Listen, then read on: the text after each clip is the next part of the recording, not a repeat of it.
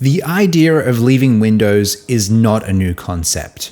And while there are dozens of solutions for alternative operating systems on the market, both between Linux and in some particular circumstances even Android, there has been one company that has been hot on the heels of Microsoft since the very beginning. Apple was founded in 1976, 1 year after Microsoft in 1975. So in a lot of ways, Apple has been Microsoft's competition for about 50 years. But let's take a look at that market share. Why is it that Apple is so far behind when it comes to desktop market share? Especially when they clearly have the phone market completely won over. This is one of those topics with a lot of layers to it. But ultimately, our goal here today will be to discuss how viable of an alternative an Apple product might be in your personal situation so that you can leave Windows. And speaking of products, that is actually the perfect place for us to start. If we take a broad look at the business model of both Microsoft and Apple, a clear distinction can be made, at least for this turn of the century, being that for a long time there, Apple primarily sold hardware and software, whereas Microsoft was mostly focused on software. These days, Microsoft does have some sort of hardware offering, but that's its own level of complexity, and we don't need to touch that for today. So let's focus on what Apple is selling. Walking into any electronics store or browsing any online retailer will reveal that Apple kinda comes with a bit of a premium, an Apple tax, if you will. And that premium can turn a lot of people away. Believe it or not, it used to be even worse. So let's take a look under the hood and see what's on offer here. The primary places that Apple rips you off is with storage being your SSD and RAM being your memory. And once again, this used to be even worse back in the day when you were ripped off for your CPU's performance as well. We're going to come back to that particular point later. But believe it or not, what's available out of the box for an Apple product today is actually pretty good. That's because it used to be that the default configuration for a Mac was actually 8 gigabytes of RAM or memory, which phones were doing back then, and for less. Storage is still starting at 256 gigabytes, which is almost nothing for a desktop computer, but that's an improvement over 128 gigabytes. Yeah, that's also a common thing in phones at that time as well. And the prices to upgrade through Apple are still absolutely ridiculous.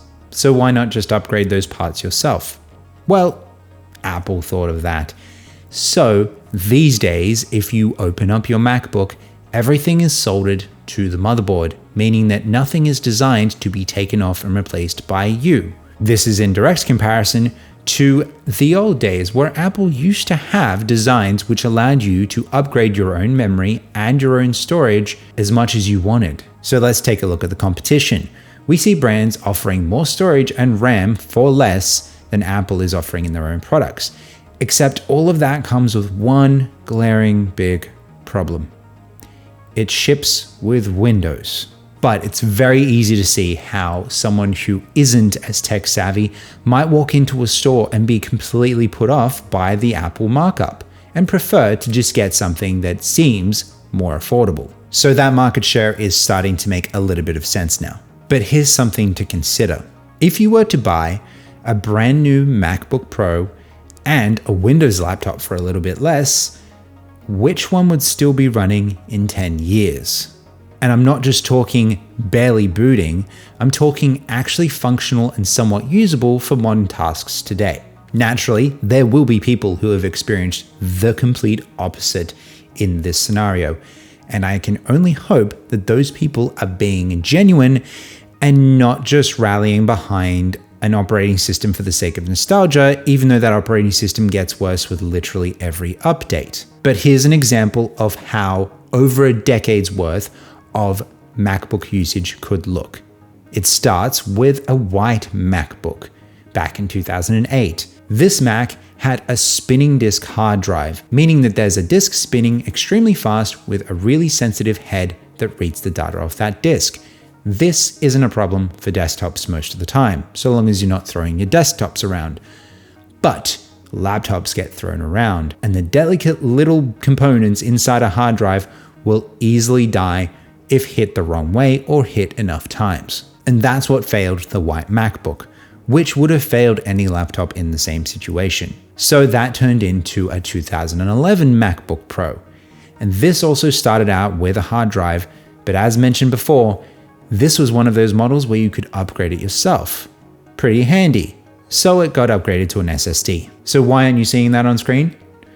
Well, that's because another company got involved with the design of this MacBook. NVIDIA collaborated with Apple to have 2 GPUs, or graphics processing units, on this MacBook Pro model. Meaning that when the system wasn't using a lot of graphics resources, it could just use the built-in GPU with the Intel CPU. But when it needed more horsepower, it could switch over to the NVIDIA GPU and provide that. Except there was a fault with the NVIDIA GPU. And there was no way for you to tell your MacBook Pro not to use the second GPU. So this meant that the Mac would continuously crash and reboot every time it tried to use the NVIDIA GPU that was broken. And NVIDIA will be on the chopping block at some point in the future, so stay tuned for that. But as for Intel and AMD GPUs, Apple works just fine with them. So that's what Apple stuck with. This 2015 MacBook model has just an Intel CPU and GPU inside it, and comes with an SSD. And regardless of the fact that this thing has been beaten up a lot, it still runs extremely well and is still used today for some pretty good tasks, including recording the audio for this video. This is also the last MacBook model before some absolute genius at Apple decided to rip off all the usable ports off the next model of MacBook so that you had to buy extra dongles just to plug in all your accessories because none of your accessories had USB-C at the time. It was being slowly adopted, but not quite that fast. Also, this was the time they got rid of the headphone jack as well. Are we noticing a trend? But at least Apple had the cojones to backtrack on one of those decisions. I don't think we'll ever see a headphone jack on an iPhone. That would take courage. But back to this MacBook. The fact that it's still running today is extremely impressive, especially when companies are actually designing their products with planned obsolescence in mind. So what about those cheaper Windows laptops? Naturally, the first thing to go on a Windows laptop is Windows. It doesn't matter if your laptop runs perfectly with Windows 7 or Windows 10.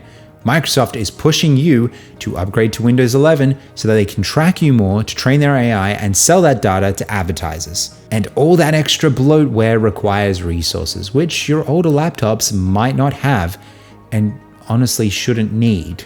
You shouldn't need extra resources in your laptop just to sell your data. So the elephant in the room is, why not just install Linux on that old laptop?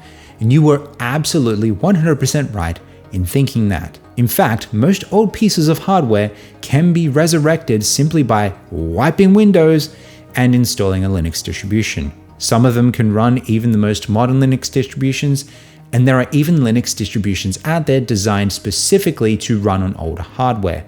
So it doesn't have to be trash just because Microsoft made it so. But that's not the focus of this video. And as much as this is a viable solution, nothing quite beats having the right operating system installed on the right hardware out of the box, especially if we're talking about usability for less tech-savvy people. But another edge that Apple has here is their research and development, or R&D. Your average MacBook these days is actually pretty well designed. There are exceptions to this, such as every MacBook between this one and up until the MacBook just before the M1 was released. And yes, repairability is still completely out the window, even with the EU pushing Apple to make things more repairable. And don't get me started on thermals, thinner does not mean better. I think they're learning that the hard way with the iPhone Air. But if we look at what other laptop manufacturers are doing, they certainly don't have the same R&D as Apple. And they might argue that that's because they're not going to ship as many units, so there's no point putting that into R&D. So at least you can see where your Apple tax is going. But speaking of R&D, another partnership that ended with Apple was their one with Intel. Thanks to Intel putting absolutely no effort into their R&D for many, many years, and instead putting a plus on the end of their old CPUs and calling it a new product, Apple was sick of the stagnation and decided they'd make their own CPU. To be fair, they had this in the pipeline for a little while, as the new M series of CPUs was actually being developed in the iPhone for all these years. So now Intel has to rely on the US government to get them out of financial trouble. But as great as the M series of CPUs are, this leads us to an enormous roadblock when it comes from switching from Windows to Mac. Let's switch back to Intel for a moment and get into the PC gaming DIY building space. If you wanted to build a gaming PC 10 years ago, Intel was the way to go. They were at the top of their game, although they were starting to fall off a little bit, and you would put an Intel CPU in there. If you wanted to upgrade that CPU a little bit later, you'd probably end up with an AMD CPU, because Intel tapped out and AMD wiped the floor with them thanks to AMD's research and development. But what about your games library? If you have an Intel CPU or an AMD CPU, your games library doesn't care, because they're built off the same architecture, which is called x86-64. So you could switch between Intel and AMD 100 times and your games will still run. Apple's new M series chips don't run off the same architecture. They run off ARM architecture, which you will often find in phones. This is why it's actually an extra hurdle for your super powerful phone to play games that you have on your PC. So even if you got into a time machine today, went into the future 10 years and grabbed a phone that was more powerful than your current gaming PC, you still wouldn't be able to run your games because they're completely different architectures. But if you've watched any of the other videos on this channel, you may have heard of a translation layer called Proton. This is the magic translation layer that Valve created to translate instructions from Windows to Linux so that we can play our games and get away from Windows once and for all. This translation layer, though, only needs to translate at a software level. When we start translating at a hardware level, being the instructions the CPU needs, and we have to start converting from x86-64 over to ARM, that becomes a problem. Arguably, though, it shouldn't be a problem. Look how much Apple is worth. If Apple really wanted to take gaming seriously, they could invest the time and money into here. And by seriously, I mean they release more than one AAA game per year. Then they could easily obliterate Windows from the market by advertising all of your Steam games working on Mac. But Apple doesn't seem to understand development in the gaming world. See, they've made a translation layer that is for developers to make a Mac port. You know, the same developers that are already subject to crunch, deadlines that are being moved up, unfair working conditions, and then even if they make a good game, they get let go at the end. You know, those guys who are working stupid hour weeks, they totally have time to make a Mac port. But Valve understands. So Valve's translation layer requires no extra work from the developer. In fact, some developers will put in extra work to break it on Linux, but we've already covered that. So imagine a world where Apple put in the same work. And they could, but they've chosen not to. So there's another reason why this market share doesn't look as good as you'd think it would from a company worth this much. One thing that Apple doesn't need to worry about anymore is the original argument, being that Apple is locked down and Windows provides unprecedented freedom. In fact, they're almost the opposite now. Mac OS seems to provide more freedom than Windows these days.